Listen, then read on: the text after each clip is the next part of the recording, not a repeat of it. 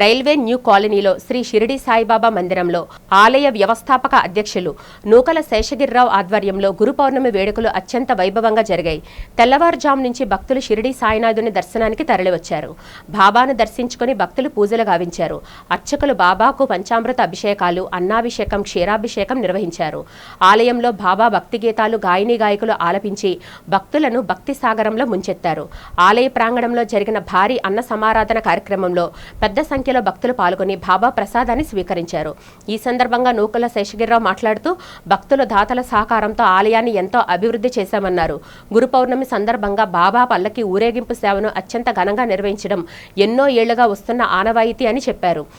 ఆ షిరిడి సాయినాథుని కరుణా కటాక్షాలు ప్రజల అందరిపై ఉండాలని శేషగిరిరావు ఆకాంక్షించారు. ఈ కార్యక్రమంలో ఆలయ కమిటీ ప్రతినిధులు పాల్గొన్నారు.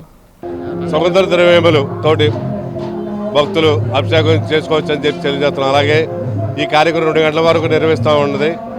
తర్వాత బాబావారికి అలంకరణ, ఏకాంత సేవ, సాయంత్రం సంధ్యాహారతి, అనంతరం పల్లకీ మహోత్సవం. ఈ పల్లకీ మహోత్సవంలో బాజా భజంత్రీలు, మేళతాళాలతోటి కోలాటం, కూచిపూడి నాట్యం మరి ఇతర కార్యక్రమాలతోటి అద్భుతంగా నిర్వహించబడుతుంది. అలాగే ఈ పల్లకీ మహోత్సవంలో మహిళా భక్తులు కూడా అధిక సంఖ్యలో పాల్గొని వారు కూడా పల్లకీని మోయించని చెప్పేసి తెలియజేస్తున్నాం. అంతేకాకుండా ఉదయం 6 గంటల నుంచి సాయంత్రం 6 గంటల వరకు అర్ధయాకాహం బాబావారి భజన నిర్వహిస్తుంది. ఇది కాకుండా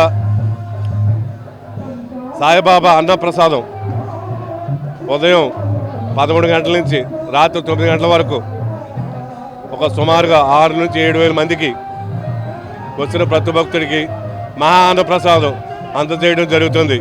కాబట్టి ప్రతి భక్తుడు స్వామివారిని దర్శించుకుని అన్నప్రసాదాన్ని స్వీకరించవలసిందిగా కోరుతున్నాం. ఓం శ్రీ సాయినాథాయ నమః.